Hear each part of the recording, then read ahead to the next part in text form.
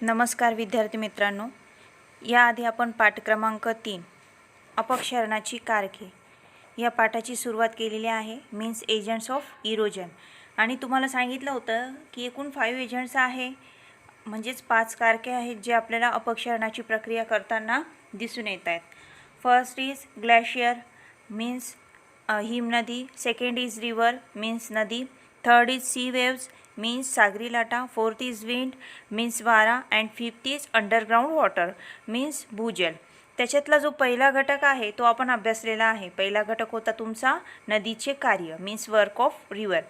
So now we are studying about sea waves, work of sea waves. Okay, बघा आता आपण पुढचा घटक अभ्यासतोय सागरी लाटांचे कार्य. सागरी लाटा ह्या वारंवार जमिनीवरती आदळताना आपल्याला दिसतात. त्या किनाऱ्यावरती येतात, आदळतात, पुन्हा मध्ये जातात. ही प्रक्रिया वारंवार होत असताना त्या जमिनीवरती किंवा किनारी भागामध्ये मोठ्या प्रमाणात खडक गोटे, त्याच्यानंतरून मातीचे सुटे कण, तसेच इतर जे काही पदार्थ आहेत शंख, शिंपले वगैरे ते जमिनीवरती त्यांचं संचयन करताना दिसतात. आणि ही प्रक्रिया वारंवार होत असल्यामुळे वेगवेगळ्या भूरूपांची निर्मिती त्याच्यामधनं होताना दिसते. बघा आता ते भूरूपे कोणते मीन्स कोणते कोणते लँडफॉर्म्स आहेत जे आपल्याला इथे तयार होताना दिसत आहेत. एकूण किती भूरूपे आहेत आणि ती कोणती ते आपण आता अभ्यासणार आहोत. बघा त्याच्यात पहिलं आहे अपघर्षण मीन्स ॲब्रासन. दुसरा आहे सागरी कडा मीन्स कॉस्ट और ओशियन करंट्स. तिसरा आहे सागरी गुहा मीन्स केव. फोर्थ आहे त्याच्यामध्ये सागरी कमान मीन्स सी अर्चेस. फिफ्थ आहे तरंगघर्षित मंच मीन्स वेवकट प्लॅटफॉर्म. सिक्स्थ आहे पुळण मीन्स बीचेस. सेवन्थ आहे भूशीर मीन्स केप और हेडलँड्स. अँड 8 आहे वाळूचा दांडा मीन्स सँडबार. 9th कायल किंवा खाजन मीन्स लगुन्स. ओके, अँड 10 बेटे means island. So now we are studying all landforms one by one. बघा तर त्याच्यात पहिलं आहे अपघर्षण मीन्स ॲब्रासन. आता अपघर्षण म्हणजेच काय, तुम्ही इथे तुम्हाला एक आकृती दाखवलेली बघा. ह्या आकृतीवरनं तुम्हाला आकृतीमध्ये तुम्हाला मुख्यत्वे काय दिसत आहे तर मोठे मोठे दगड दिसत आहेत, त्याच्यावरनं लाटा प्रवास करतायत, प्लस काही बारीक बारीक कणसे मीन्स पार्टिकल्स आहे जे सुद्धा आपल्याला वाहताना दिसत आहेत. मग आता अपघर्षण प्रक्रियेमध्ये काय होतं आहे, जे छोटे छोटे खडक आहेत त्या खडकांवरती एकमेकांचं घर्षण होतं आणि ही प्रक्रिया वारंवार होते. प्लस त्याच्यासोबत जो काही इतर अवसाद असतो, इतर अवसाद म्हणजेच काय, जे मातीचे बारीक बारीक कण आहे ते बारीक बारीक कण हे सुद्धा त्या खडकावरती आपटतात, आदळतात किंवा त्यांचं सुद्धा घर्षण त्या खडकांवरती होतं. आणि ही प्रक्रिया वारंवार होत असते आणि जसजशी ही प्रक्रिया वाढते तसतसं जो खडक आहे तो खडक गुळगुळीत किंवा मऊ स्वरूपाचा होताना दिसतोय. तर यालाच तुम्ही काय म्हणताय, अपघर्षण असे म्हणतात. बघा लक्षात घ्या, कारकाबरोबर वाहत असलेल्या अवसादांच्या कणामुळे घर्षण घडते व पृष्ठभाग गुळगुळीत होतो. कारकाचा वेग जसा वाढतो तसे अपघर्षणही वाढत जाते. वाहत्या पाण्याबरोबर सागरी लाटाही हे कार्य आपल्याला करताना दिसतात. द इरोडेड बेडरॉक और surface will have a smooth sides. Abrasion increases as a velocity increases. Like running water sea waves to erode rocks. Okay, then next concept. बघा आता पुढची डायग्राम तुम्हाला दिसते ती म्हणजे सागरी कडा मीन्स कॉस्ट. आता सागरी कडा म्हणजेच काय, वारंवार जे पाणी आहे जमिनीवरती आदळताना दिसतंय, आपटताना दिसतंय. पाणी थेट ज्या ठिकाणी आदळतंय किंवा आपटतंय त्या ठिकाणी आपल्याला सागरी कड्यांची निर्मिती होताना दिसते. लक्षात घ्या, सोपी कन्सेप्ट आहे. सागरी लाटा वारंवार जमिनीवरती ज्या भागावरती आदळताना दिसत आहेत, थेट त्या आदळतात त्या भागाला तिथे सागरी कड्याची निर्मिती होताना दिसते. तीव्र उतार असलेल्या जमिनीवर थेट आपटणाऱ्या लाटांमुळे सागरी कड्यांची निर्मिती होताना दिसते. कन्सेप्ट समजून घ्या. तीव्र उतार असलेल्या जमिनीवर थेट लाटा आपटतात आणि त्यामुळे सागरी कड्यांची निर्मिती होताना दिसते. Waves that hit the land on a steep slopes create ocean currents. Then next concept. बघा आता पुढे दिलेली तुम्हाला सागरी गुहा मीन्स मराईन कॅव्हिटी और केव. आता सागरी गुहा म्हणजेच काय होतं असं, जो काही पृष्ठभाग आहे महासागरामध्ये असलेला पृष्ठभाग किंवा महासागराच्या भोवतीचा पृष्ठभाग, त्या ठिकाणी बऱ्याच वेळेस किनाऱ्यालगतचा जो काही खडक असतो किंवा महासागरामधला जो काही खडक असतो तो जर कमकुवत स्वरूपाचा असेल, ओके, जर कमकुवत खडक असेल तर त्या खडकावरती वारंवार सागरी लाटा आदळल्या जातात आणि वारंवार आदळणाऱ्या लाटांमुळे जो मृदू खडक असतो किंवा कमकुवत खडक असतो त्याची झीज होते, तो सेंटरमधनं आपल्याला तुटताना दिसतो, तो ब्रेक होतो आणि तिथे एक पोकळी तयार होते. तिथे काय होतं, एक पोकळी तयार होताना दिसते, तर त्यालाच तुम्ही सागरी गुहा असे म्हणतात. लक्षात घ्या, किनाऱ्यालगतच्या अपक्षरणात मृदू खडक पहिल्यांदा झिजतो. लाटांकडून मृदू खडकाची झीज होते ज्याने पोकळी निर्माण होते, त्यालाच आपण सागरी गुहा असे म्हणतो. Okay. The softer rock along the coastlines gets eroded first. Sometimes waves can erode the softer part and make it hollow enough to be called a cave. Okay. Next concept. बघा आता पुढची कन्सेप्ट आहे सागरी कमान means C अर्चेस. डायग्राममध्ये तुम्हाला दिसत असेल की आजूबाजूला एक उंच असा प्रदेश दिसून येतोय, त्याच्यानंतरून एक होल पडलेला आहे, जसं धनुष्याचा आकार असतो त्यासारखा आकार तिथे प्राप्त झालेला आहे आणि महासागराचं पाणी वाहताना तुम्हाला आकृतीमध्ये दिसत असेल. तर ही जी काही प्रक्रिया आहे, जो काही कमानसारखा आकार तयार झालेला आहे, म्हणजे धनुष्यबाण जसं असतो त्या प्रकारचा आकार तिथे तयार झालेला दिसून येतोय, तर ती प्रक्रिया त्यालाच तुम्ही सागरी कमान म्हणतायत. आता ही कशी तयार होताना दिसते, जेथे भूशिरावरील दोन गुहा एकमेकीस मिळतील. लक्षात घ्या, भूशिरावरील दोन गुहा एकमेकीस मिळतील तिथे आपल्याला सागरी कमान आढळताना दिसतात. सेम प्रोसेस आहे याच्यामध्ये सुद्धा. काय होत आहे, जो कमकुवत खडक असतो तो तुटतो, फुटतो आणि सेंटरचा जो पोर्शन्स आहे, मध्यभाग जो आहे, तिथे आपल्याला जणू एक कमान असते, त्या कमानीप्रमाणे त्याला आकार प्राप्त होताना दिसतोय, त्याला तुम्ही सागरी कमान असे म्हणतात. आणि ही प्रोसेस कुठे होते, जेथे भूशिरावरील दोन गुहा एकमेकीस मिळतील तेथे सागरी कमान तयार झालेल्या दिसून येतात. Okay. Where two caves meet from each sides of a headlands which is called sea arches. Okay. Next concept.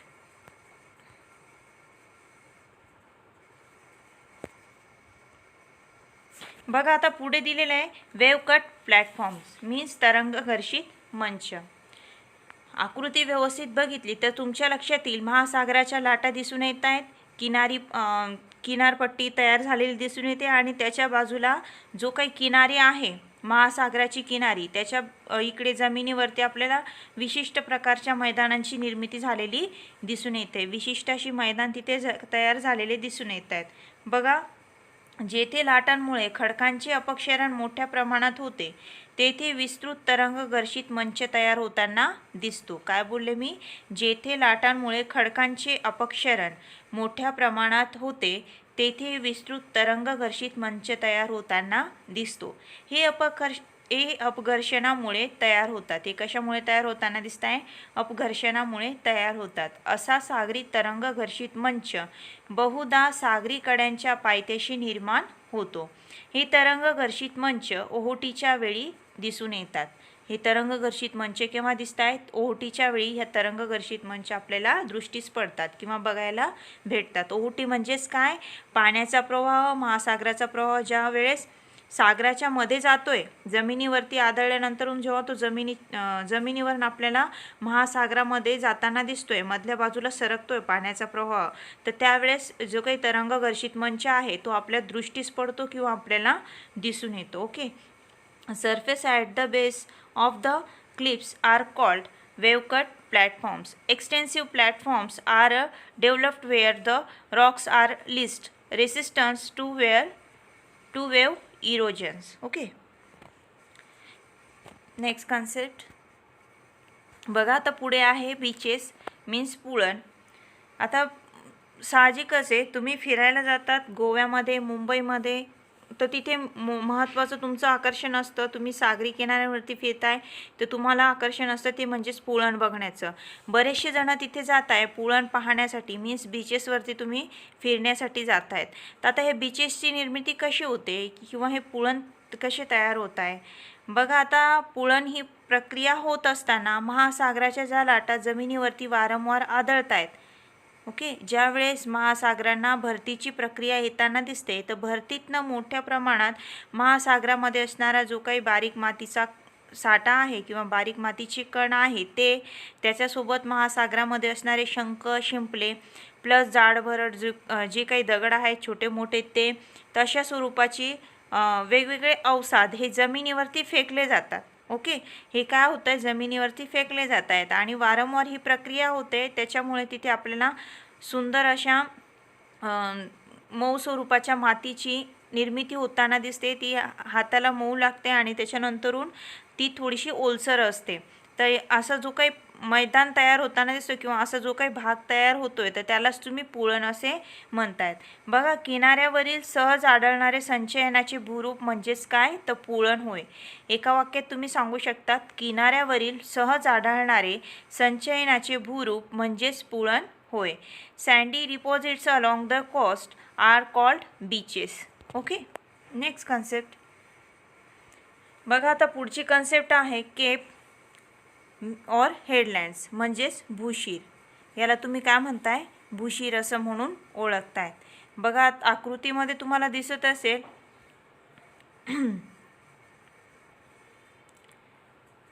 व्यवस्थितपणे आकृतीचं निरीक्षण केलं तर लक्षात येईल की समुद्रात शिरणारा जो काही भाग दिसून येतोय, समुद्राच्या मध्ये शिरणारा भाग, त्याला तुम्ही काय म्हणून ओळखताय, भूशीर असं म्हणतात.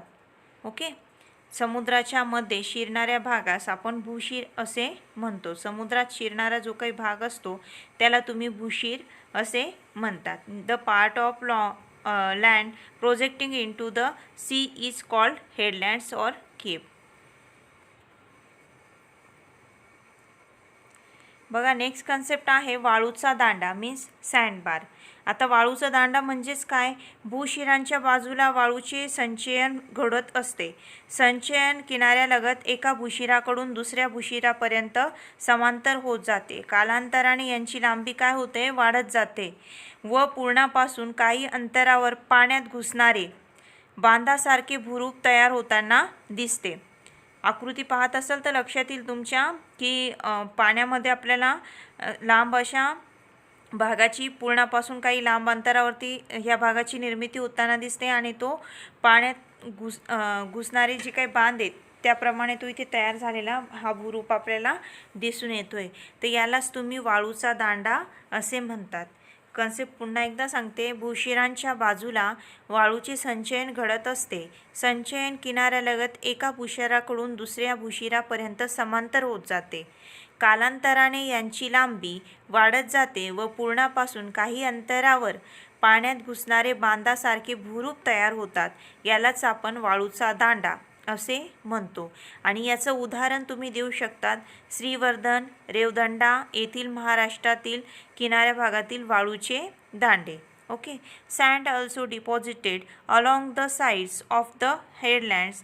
सच depositions extends parallel to the coast from one headland to the another. One a period of a time, these deposits extends over a long distance and develop into a burn or bar that products into the water at some distances away from the each. These are called sandstick or sandbar. Okay, next concept, कायल किंवा खाजन means लगुन्स.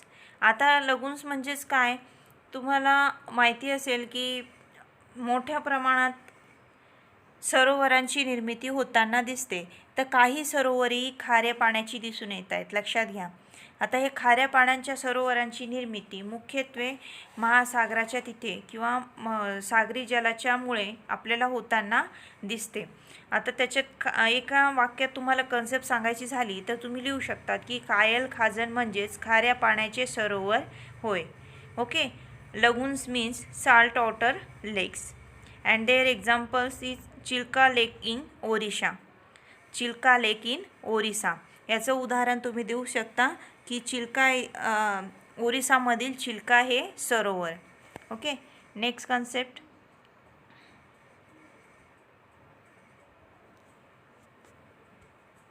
बघा आता पुढची concept आहे बेटे means island.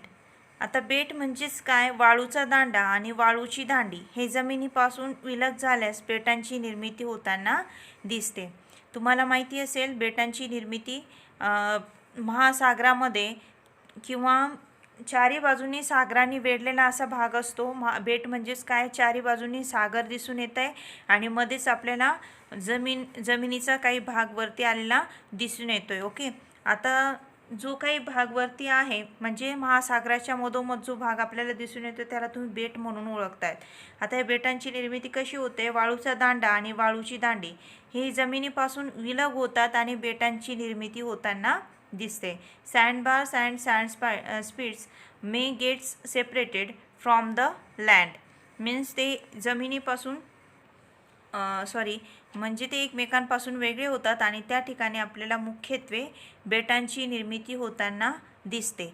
महासागरामध्ये मधोमध अशी बेटे तयार होताना दिसत आहेत. तर त्याच्यामध्ये तुम्ही उदाहरण देऊ शकता आपल्या भारतामध्ये असणारं अंदमान निकोबार बेट आणि दुसरं आहे ते म्हणजेच लक्षद्वीप बेट. आता बेट तयार होत असताना सुद्धा ते वेगवेगळ्या पद्धतीने म्हणजे वेगवेगळ्या कारणाने त्यांची निर्मिती होताना दिसते. काही बेटे हे आपल्याला मुख्यत्वे ज्वालामुखीच्या खडकापासून तयार होताना दिसत आहे, तर काही बेटांची निर्मिती ही प्रवाळ खडकापासून होताना दिसते. आता ज्वालामुखीच्या उद्रेकापासून जी बेटे तयार होत आहेत ती कन्सेप्ट इझी आहे, प्रत्येकाला माहिती. ज्यावेळेस ज्वालामुखीचा उद्रेक होतो, ज्वालामुखी थंड होतो आणि त्यापासून आपल्याला अशी बेटे तयार होताना दिसत आहेत.